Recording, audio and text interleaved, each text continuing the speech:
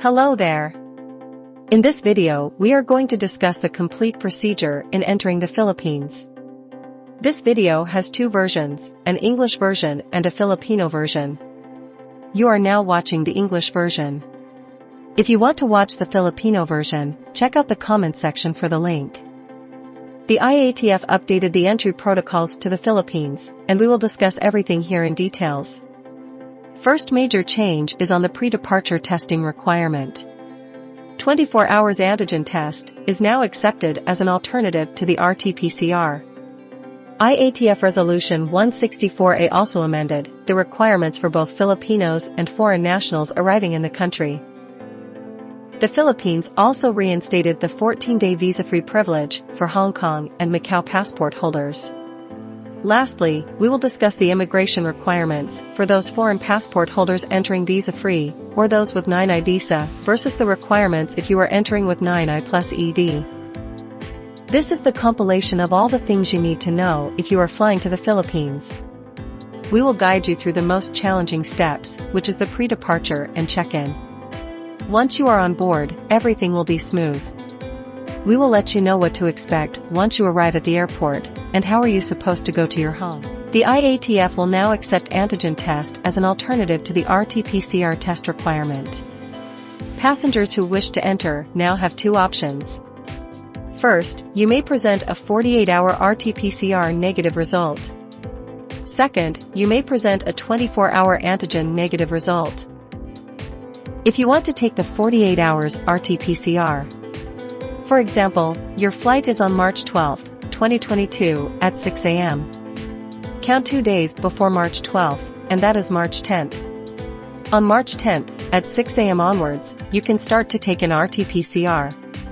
Note that this is the time that the sample will be collected from you. Likewise, if you want to opt for the 24 hours antigen test, if your flight is on March 12, 2022 at 6 a.m. The day before your flight, in this case is March 11th, you can start to take an antigen test at 6 a.m. onwards. Note that the RT-PCR is a very sensitive COVID test. You can test positive for up to 3 months, even after recovery. If for some reason you take an RT-PCR instead of an antigen test, and you are still positive before your flight, we have a separate video about the IATF protocol that you must follow. However, we recommend that you take an antigen test days before your flight if you have a previous infection, so you don't have to go through such a protocol. First rule about the 24-hour antigen test is this. Your flight must be a continuous travel to the Philippines to be able to exclude your layovers in your 24-hour window. It means, when you check in from your country of origin, or your first port of embarkation, if you get all your boarding passes, and your luggages are checked through, from that first departure, all the way to the Philippines. And you will just go directly to the transfer area of the airport during your layover, and are not forced to leave the airport premises. Your reference time is your country of origin or your first port of embarkation. Any time within that 24 hours window is valid, and outside of that is invalid. To make sure you don't get into any problem like delays, change of scheduled time of departure, make adjustments as necessary. Like maybe take it 18 hours or 12 hours before departure, depending on how logistically feasible this is for you. If you have an international connecting flight, the next two rules can be summarized into one. Make sure you are not going to clear the immigration of your transit country, whether intentional or unintentional. Lastly, the antigen test must be a laboratory-based antigen test. It means a medically trained professional shall administer this test. Antigen self-test will not be accepted, and you must have an official certificate of your test result. Number 2, the One Health Pass registration is required. The One Health Pass is the replacement to the Yellow Health Declaration checklist form, which we always fill out upon arrival in the Philippines. Because of the pandemic, it was replaced with an online system, the One Health Pass. Every time there is a new resolution, this question is always being asked. Do I need to register to the One Health Pass? The answer is this. IATF Resolution 135, dated August 26, 2021, adopts the usage of One Health Pass. It means that until a new resolution is made abolishing this requirement, the One Health Pass will always be required at all ports of entry in the Philippines. To register, just go to this website, www.onehealthpass.com.ph.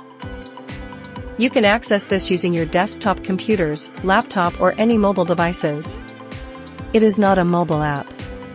To complete the One Health Pass EHDC, click this yellow icon which says EHDC. Do not be so worried about this registration, you will only need 5 to 10 minutes to complete this. Upon successful registration, you will get a QR code which you have to take a screenshot of. And you have to show that to the check-in counter staff. Number 3 requirement, Trace app. The Trace app is required at all Philippine airports.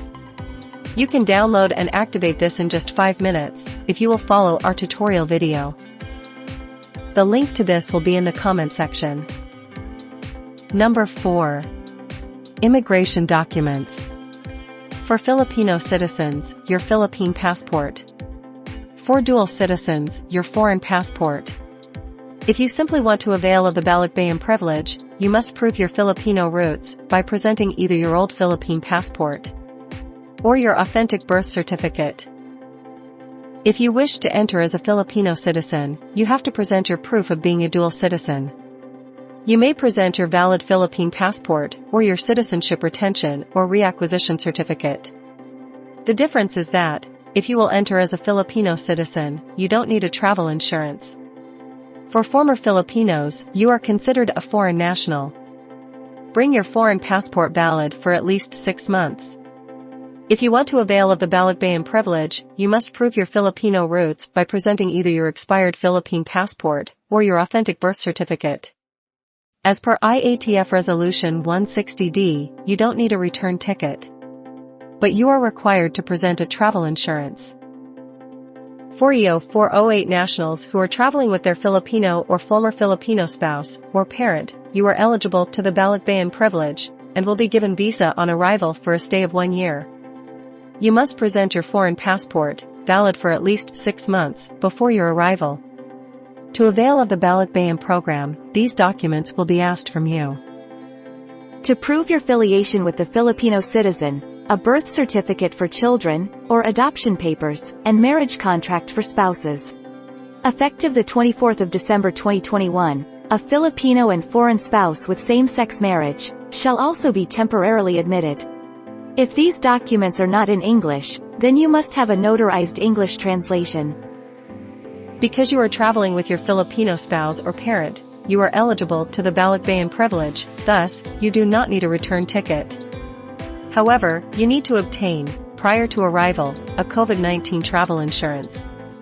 The $35,000 is what the insurance company will pay for you when you have a medical emergency. This is not the premium amount you will have to pay.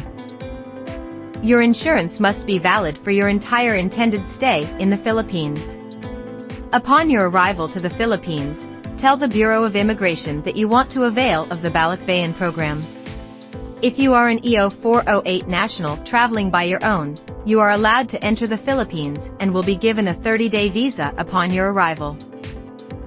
Hong Kong and Macau passport holders will be given 14-day visa upon arrival.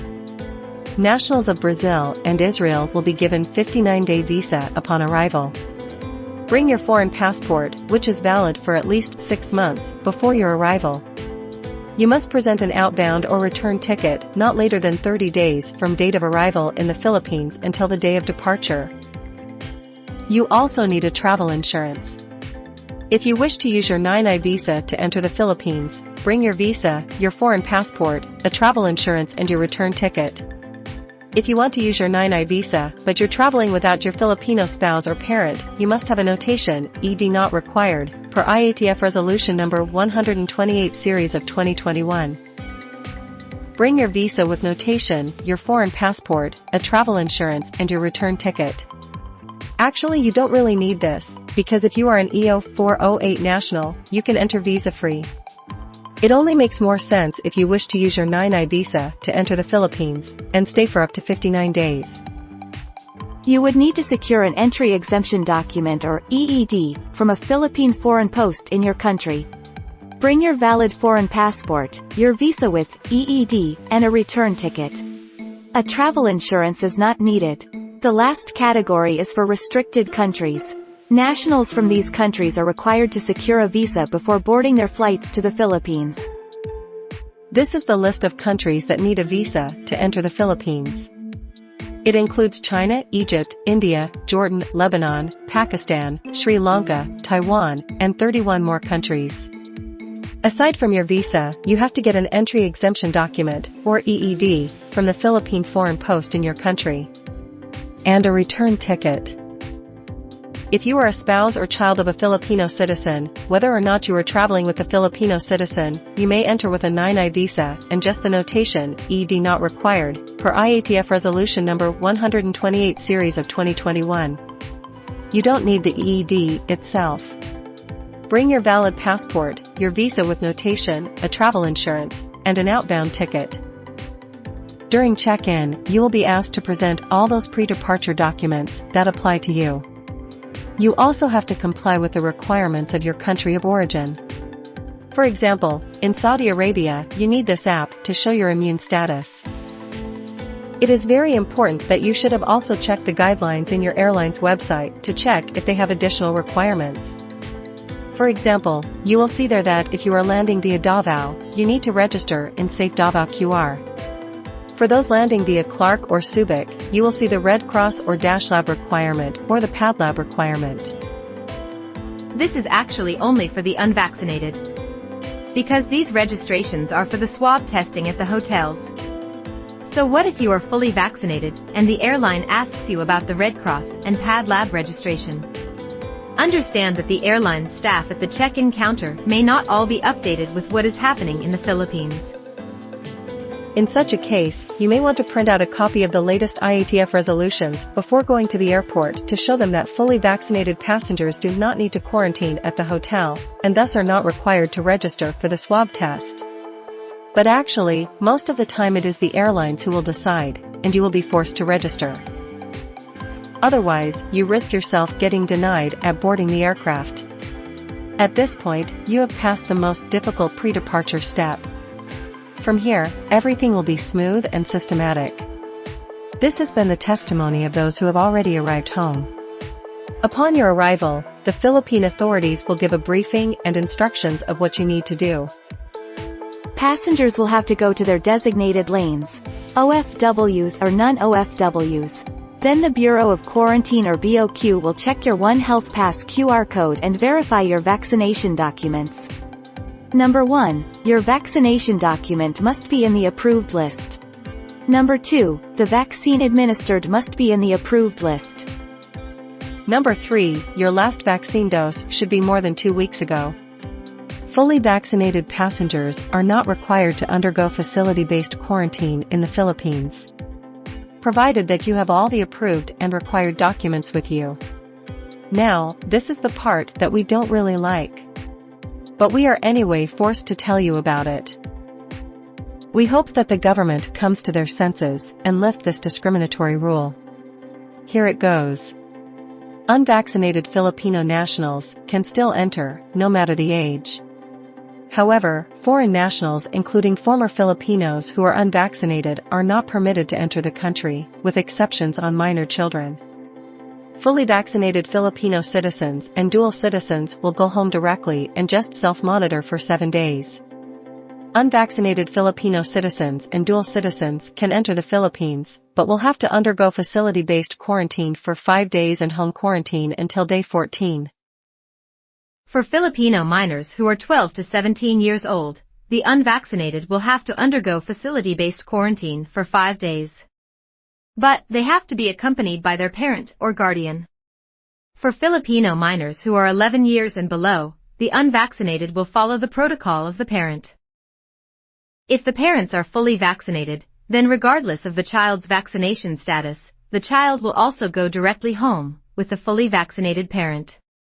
For foreign national minors who are 12 to 17 years old and traveling with a Filipino national parent, Please take note of this because there is a different rule if the minor is not traveling with a Filipino parent, so keep this in mind. The unvaccinated will have to undergo facility-based quarantine for 5 days. But they have to be accompanied by their Filipino parent. For foreign national minors who are 11 years and below, the unvaccinated will follow the protocol of the parent. If the parents are fully vaccinated, then regardless of the child's vaccination status, the child will also go directly home with the fully vaccinated Filipino parent. Now let's go to the foreign national category. Former Filipinos and all other foreign nationals, you need to be fully vaccinated, otherwise you will not be allowed to board your aircraft to the Philippines. That is also true for your minor child who is 12 years old and above. Well, that is really not good, especially because they did not give any consideration for those who are medically unable to get that vaccine shot. Your minor foreign national child who is 11 years old and below is exempted from this rule. They will follow your protocol. So because you are only allowed to enter if you are fully vaccinated, your 11-year-old child and below will go directly home with you. Here are the accepted vaccination documents in the Philippines. You can present any of the following: the WHO Yellow Card, or the Vax Cert PH, or the national or state digital certificate of the country or foreign government, which has accepted Vax Cert PH, under a reciprocal arrangement. Here is the list of countries with reciprocal arrangement, as of the date of this upload. Consider to subscribe to get the latest updates on this as it is posted. For overseas Filipino workers, and their spouses and children traveling with them. From IATF Resolution 146, dated October 28, 2021, there is no more polo validation. Instead, OFWs can simply present any of their vaccination document. That will be accepted, without the need for reciprocity agreement. These are some of the examples of accepted vaccination certificates. However, for non-OFWs and foreign nationals, who are not traveling with an OFW spouse, parent, or child, you can only use your digital certificate if your country has a reciprocal arrangement or mutual recognition of vaccination documents with the Philippines.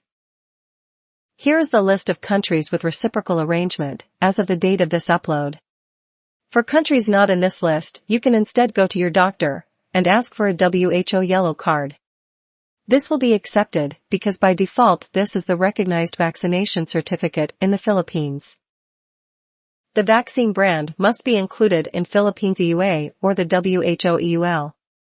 The Philippines EUA list includes the major vaccines used worldwide like Covovax or Novavax, Pfizer Comirnaty, Moderna Spikevax, Gamaleya Sputnik Light or Sputnik V, Janssen's Johnson & Johnson, Oxford AstraZeneca Vaxzevria, Bharat Covaxin, Sinopharm Covilo and Verocell's, Sinovac Coronavac, and Nuvaxovid from the WHO EUL. Please note that if you are only considering to be vaccinated today, you must wait 14 full days before you are considered fully vaccinated. You must fly on the 15th day onwards if you want to skip the quarantine. For example, if your last dose is on the 13th, you have to count 14 full days. That is until the 26th. In this case, you will only be considered fully vaccinated if you will depart your country on the 27th. If you fail to meet all these 3 requirements discussed so far, you will be considered unvaccinated. Now clear the immigration, present all your documents. If you want to avail of the Balikbayan privilege, you have to tell the immigration officer. Now claim your luggage and clear the customs. Then time to go home for the fully vaccinated. For OFWs, the OWA program is still free for you and your family. For non-OFWs and foreign nationals, if you have coordinated with your LGU, then you'd know if you can take a private transport to your home destination and if your relatives can simply pick you up at the airport. Most of the time this is the case. When you arrive at your home, you are required to self-monitor for symptoms like fever, sore throat, and must report it immediately to your LGUs. For the unvaccinated OFWs, the OWA bus will take you to your free hotel. For the other unvaccinated Filipino nationals, you can book an accredited transport service at the airport. The day you arrived at the airport, even if you arrive in the night, that is your day 1. Remember that, because on day 5 you will have your swab test.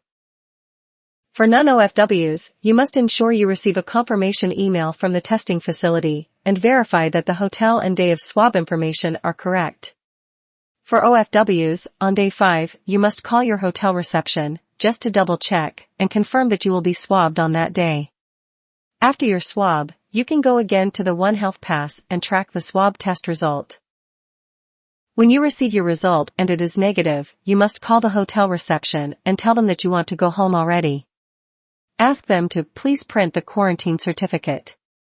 Then after that, time to go home. By this time you should have checked if your destination city is restricted by going back to One Health Pass. Click the S-Pass icon and search for your final destination city. Then, for OFWs, you can avail of the OWA program. You can also ask your relatives to pick you up at the hotel if your LGU says yes. When you arrive at your home, you are required to complete your home quarantine until day 14. In the unfortunate event that your test result at the hotel is positive, you have to complete the isolation protocol of the Philippines, which can take from 10 days to 21 days, depending on how severe the infection is. Thanks for watching.